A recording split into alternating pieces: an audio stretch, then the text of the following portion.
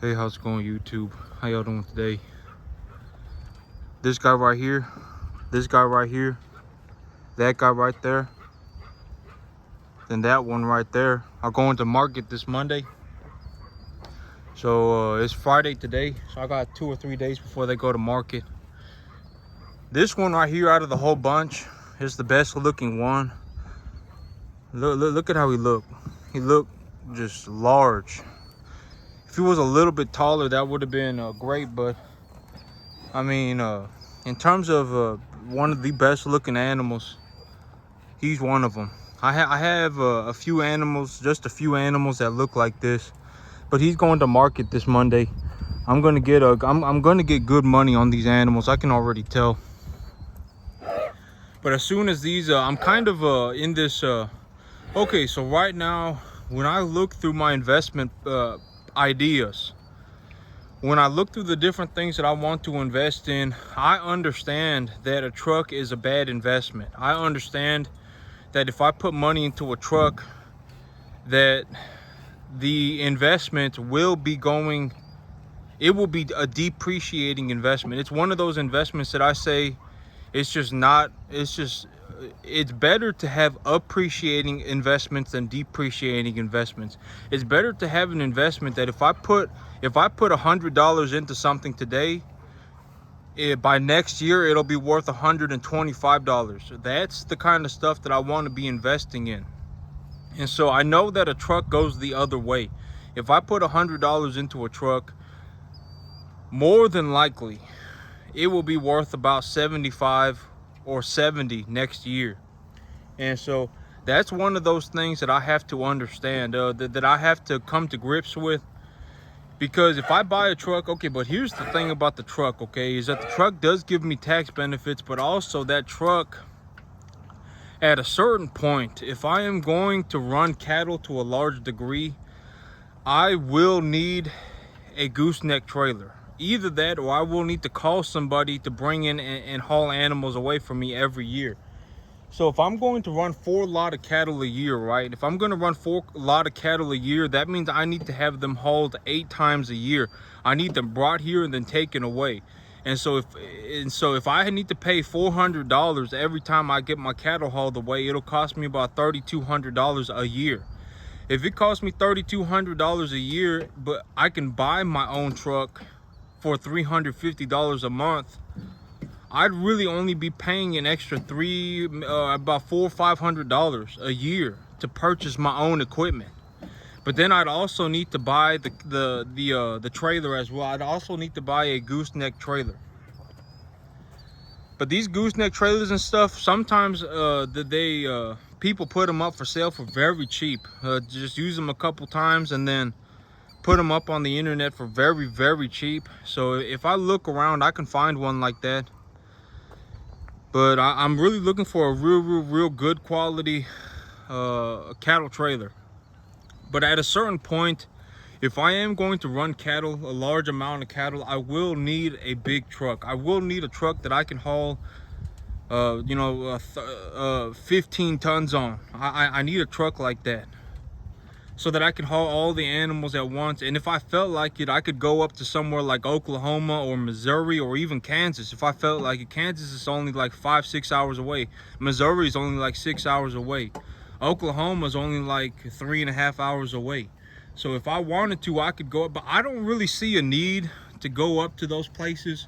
In all honesty, the Texas cattle market is a massive market. I mean, this area of Texas that I'm in has a massive cattle market. I mean, cattle all over the place. Any day except for Sunday, you can go and buy and sell cattle. If you really wanted to, in this area, you could go to a different sale barn every day of the week, and you'd only have to drive probably less than an hour and a half. And you could go to a sale barn every single day of the week except for Sunday. And you could just and then you could come home at night and watch cattle auctions on the internet and buy and sell cattle. I mean, I'm that, you know, I'm not saying you can buy cattle at night here, but I'm just saying that there are that many cattle around here. I mean, there are cattle everywhere. It's like you could drive down the street and a person's got 100 cattle just walking around on their grass, and then you could look right across the street from that person and they got another 100 cattle just walking around on their grass, and then they're just everywhere. Cattle are all over the place. And so I mean, there is a massive cattle market in my area. I don't really see a need to go 5-6 hours away. But I understand, okay, but here's the thing, is that if I go 5-6 hours away to purchase cattle, I understand that I could probably get about 20-30 more cents a pound. But for me to purchase those type of cattle, I'll also need to be paying about an extra 20-30 cents a pound. And so I'll be buying them more expensive. Even if I'm selling them for more, I'll be buying them for more too. So it don't really, the numbers just don't really pencil out. I mean, if every once in a while I hear of somebody, if I hear of a special sale and they say, man, we got 500 little unweaned calves showing up for a market, and I see an opportunity or something like that, little doodler calves, the little dingle donger calves, and they're 3 hours away, I may go to that sale. I mean, I may, for me, it may be good, a good investment for me to go up to a sale like that, but I wouldn't make it a regular thing for me to drive up to Oklahoma or to Kansas or to Missouri, just because the area of Texas that I'm in has a massive cattle market. I mean, there are just cattle all over the place, and the cattle here, they I mean, people, I make good money on the animals here. I make very good money. I haven't heard of anybody who makes as much money as me, who has made as much money as me this year. And so, yep, I mean, it just is what it is, right? A lot of people, I think I read that that farming has like the highest suicide rate in terms of profession. There are more farmers that commit suicide every year than any other profession on the planet. But farming is that difficult. And so if I told everybody that it was easy and that everybody could do it, and we're all just gonna hold hands and sing Kumbaya, that is not the truth. That is very far. I mean, if I told people that and they believed me, I would not be doing them any sort of favor, because if they actually tried to do what I do, they would find out that getting results like this is almost impossible. It is literally almost impossible. It's very, very, very difficult. And I'm gonna just be honest with people. It sometimes, well, I ain't saying I'm not saying be a liar. I'm not saying I don't think it's a good thing to lie. But either tell the truth or don't speak at all. That is my my golden rule. Don't lie, okay?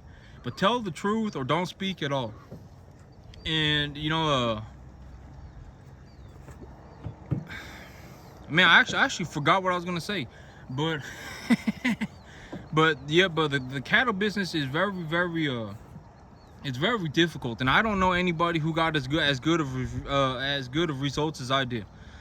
But here's so my big plan right now is that I don't know how much money the bank is going to give me. I don't know how much money the bank is going to give me, and the only way for me to really for me to really know what my loan terms are going to be, and to see how much money the bank is going to give me, I need to go to the bank and have a conversation with the banker, and that's how I'm gonna figure out. I understand how much money I need, but I don't know how much money they're going to give me. I know that this year, with my cattle combined and my job and everything, I'm probably gonna make about $100,000. But here's the thing: is that when I make money this year, when I establish my line of credits, when my lines of credit this year, I need to open up enough credit to where the credit lines become viable even next year, because my credit lines, I may be holding them for 15 to 18 months. So my credit lines need to be viable next year as well. And next year, if I just get half the results that I did this year, and I run 4 lot of cattle, I'll probably make close to $500,000 on this farm. Now, I won't make $500,000, but I'll probably have about $500,000 rotating through this farm in terms of gross revenue. I'll have about $500,000, and so when I open up credit lines this year, I need to open up credit lines that are going to be viable for me next year in terms of producing enough cash flow to keep things within my boundaries of success. Because my boundaries of success when I look at my business is I need to obtain enough assets in terms of cattle and grain and equipment. But equipment is really the last thing on the list. I really do not want to be purchasing equipment unless it's a necessity. Because the cattle and the grain, because of my capacity to grow grass, I am extremely capable at growing grass. The chances of me losing money on cattle are very slim to almost zero, because I can grow the cattle feed myself. A lot of people who lose money in the cattle business are people who don't know how to grow grass. And that it just is what it is. Because if somebody knew how to grow grass efficiently and very effectively, they can grow it for about $20 a ton. And grass is some of the best feed that these animals can eat.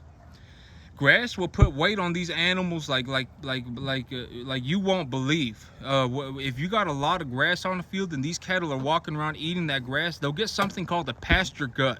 They'll get something called a hay belly, a grass belly, and they will just completely fill themselves up on grass, and they will put weight on, because that grass also has water in it. And so these cattle, when they're walking around eating grass, they will put on weight like you would not believe. I mean, they put on massive amounts of weight. And also because when the grass is growing in good, these animals, they can eat as much as they want all day. But I mean, I got them some hay over there too, but but when there's grass like that, I mean, the feed is so cheap, and the feed is so plentiful, and the feed is of such high quality that it becomes almost impossible to lose money in cattle. The only way to really lose money in cattle is, one, the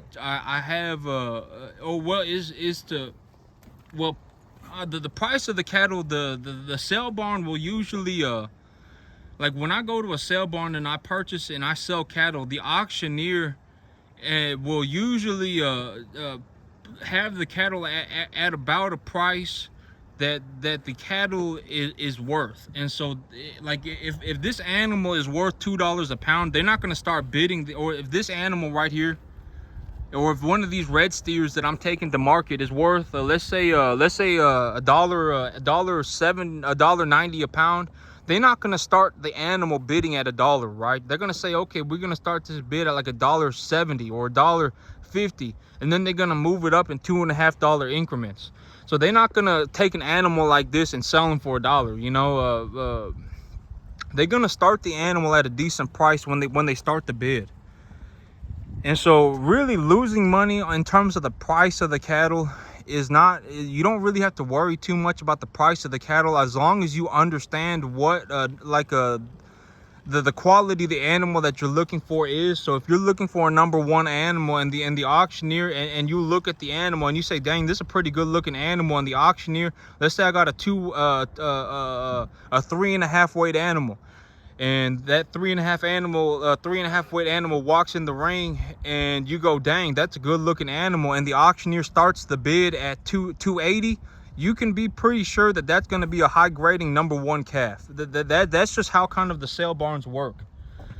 And so getting a lot of people, they're going to pay just about the average price for just about any animal. So that's just about how the sale barn works. So you don't really have to worry about the price of the animal. You just need to more so understand what's going on with the cattle market at that time, and then you need to be more concerned about being able to just look at an animal and say, oh, this is a pretty good looking animal. But the only way to really lose money in the cattle business is, one, not being able to grow grass, and number two, but the major thing is having animals die. If the animals become unhealthy for any reason at any point, that you're going to start losing a lot of money. If you put too much fertilizer on the grass and the cattle bloat on it and die, you're going to lose a lot of money. If you don't put enough fertilizer on the grass and the grass doesn't grow in thick enough and fast enough and into the right digestibility and stuff like that, and the cattle are walking around eating brush and they're not and they're not getting the right amount of nutrients in them, and they're also having a hard time, like if they're new cattle and they start developing things like pneumonia from having malnutrition, you're going to start losing a lot of money. If your animals, if you mess up their feed, if you're feeding them grain and you feed them too much grain and they have grain bloat and die, you're going to lose a lot of money. But if you don't know how to treat animals with antibiotics and give them vaccinations properly and stuff like that, and they start getting sick and developing pneumonia and BRD, you're gonna start losing a lot of money. And also, if you don't know how to grow grass efficiently, you're gonna lose a lot of money. And so there are a lot of things that happen before the cattle business. And I would say it's more important to learn how to grow grass in the cattle business than it is to actually learn how to raise the animal. But that's it for me today, YouTube. Y'all have a good one.